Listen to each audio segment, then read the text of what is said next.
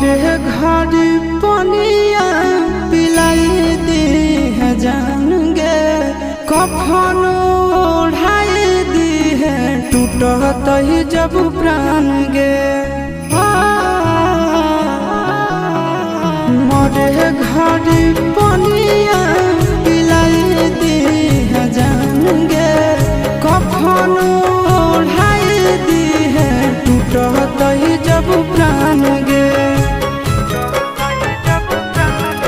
हगे हमारा से तोरा जाती प्यार होता भेंट सक छात कर लगे हगे सोनाया गावा हो भरती पाटनवा में आके